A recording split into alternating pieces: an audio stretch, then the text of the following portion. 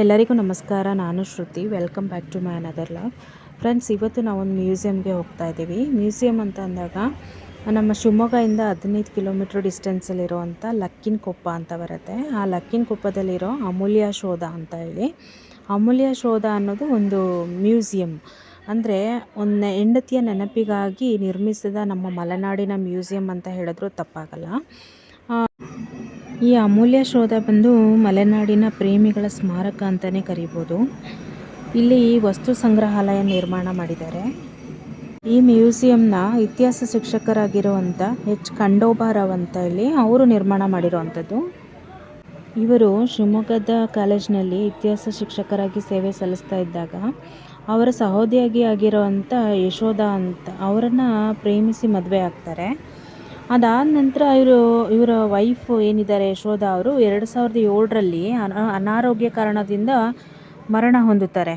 So ಅವ್ರ ನೆನಪಿಗೋಸ್ಕರ ಮಾಡಿರುವಂಥ ಮ್ಯೂಸಿಯಮ್ಮೇ ಈ ಅಮೂಲ್ಯ ಶೋಧ ಅಥವಾ ವಸ್ತು ಸಂಗ್ರಹಾಲಯ ಆಗಿರುತ್ತೆ. ಇದು ಬಂದು 2008ರಲ್ಲಿ ನಿರ್ಮಾಣ ಮಾಡ್ತಾರೆ.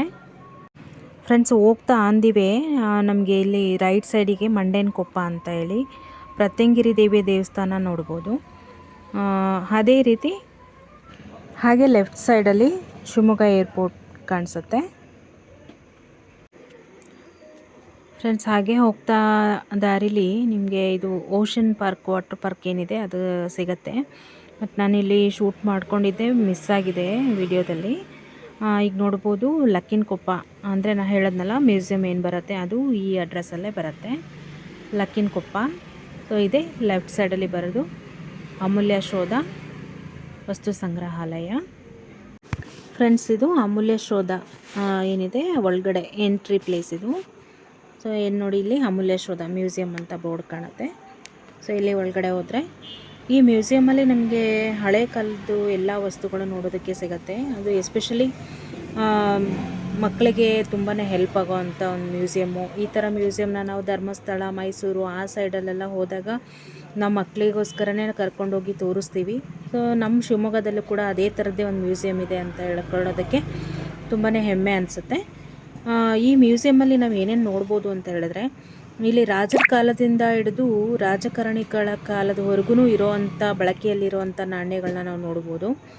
ಅದೇ ರೀತಿ ರಾಜ ರವಿವರ್ಮನ ಕಲಾ ಪ್ರಪಂಚ ಏನಿದೆ ಅದು ಸಿಗುತ್ತೆ ನಮಗೆ. ಹಾಗೆ ಹಳೆ ಕಾಲದ ಟೆಲಿಫೋನಿಂದ ಹಿಡಿದು ಈಗಿನ ಕಾಲದ ಹ್ಯಾಂಡ್ರೈಡ್ ಮೊಬೈಲ್ಗಳಿಂದನೂ ನಮಗೆ ನೋಡೋದಕ್ಕೆ ಸಿಗುತ್ತೆ ಇಲ್ಲಿ. ಅದೇ ರೀತಿ ಹಳೆ ಕಾಲದ ಮಕ್ಕಳು ಆಟಿಕೆಗಳೇನಿರುತ್ತೆ, ಗೋಲಿ ಆಟ ಆಗಿರ್ಬೋದು, ಉಯ್ಯಾಲೆ ಆಟಗಳಾಗಿರ್ಬೋದು, ಮತ್ತು ಹೆಣ್ಮಕ್ಳು ಹಕ್ಕಿ ಬೀಸುವಂಥ ಒಂದು ಕಲಾಕೃತಿ ಏನಿದೆ ಅದು ಹೋಗ್ತಾ ಎಂಟ್ರೆನ್ಸೆಲ್ಲ ನಮಗೆ ಕಾಣುತ್ತೆ. ಅದೇ ರೀತಿ ಆವಾಡಿಗರ ಚಿತ್ರ ಕೂಡ ಕಾಣುತ್ತೆ ನೋಡಿ. ಇದು ಎಂಟ್ರಿ ಏನಿದೆ ಆ ಪ್ಲೇಸು. ಟಿಕೆಟ್ ಮಾಡಿಸ್ಕೊಂಡು ಒಳಗಡೆ ಹೋಗಬೇಕು. ಸೊ ಇಲ್ಲಿ ಆ್ಯಕ್ಚುಲಿ ವಿಡಿಯೋ ಮಾಡ್ಕೊಳ್ಳೋದಕ್ಕೆ ಬಿಡಲ್ಲ ಅಂತೆ ಒಳಗಡೆ. ಜಸ್ಟ್ ನಾನು ಹೊರಗಡೆಯಿಂದ ಮಾತ್ರ ನಿಮಗೆ ವೀಡಿಯೋಸ್ ಮಾಡಿ ಹಾಕಿದ್ದೀನಿ. ನೀವು ಒಳಗಡೆ ಹೋದಾಗ ನೋಡೋದಕ್ಕೆ ತುಂಬಾ ಚೆನ್ನಾಗಿದೆ. ಒಂದು ಸರಿ ವಿಸಿಟ್ ಮಾಡಿ ನೋಡಿ ಔಟ್ಸೈಡಿಂದ ಬರೋರಿದ್ದರೆ.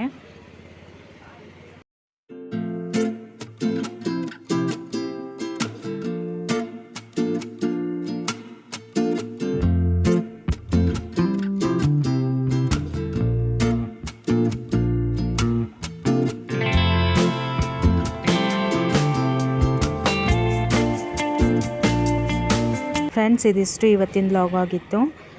ಇವತ್ತಿನ ಲಾಗ್ ಯಾರಿಗೆಲ್ಲ ಇಷ್ಟ ಆಯಿತು ದಯವಿಟ್ಟು ಲೈಕ್ ಮಾಡಿ, ಶೇರ್ ಮಾಡಿ ನಿಮ್ಮ ಫ್ರೆಂಡ್ಸ್ ಆ್ಯಂಡ್ ಫ್ಯಾಮಿಲಿಗೆ, ಮತ್ತು ಹೀಗೆ ಸಪೋರ್ಟ್ ಮಾಡಿ ಅಂತ ಹೇಳ್ತಾ, ಇನ್ನೂ ಯಾರೆಲ್ಲ ನನ್ನ ಚಾನಲ್ಗೆ ಸಬ್ಸ್ಕ್ರೈಬ್ ಮಾಡ್ಕೊಂಡಿಲ್ಲ ದಯವಿಟ್ಟು ಸಬ್ಸ್ಕ್ರೈಬ್ ಮಾಡಿಕೊಂಡು ವಿಡಿಯೋ ನೋಡಿ.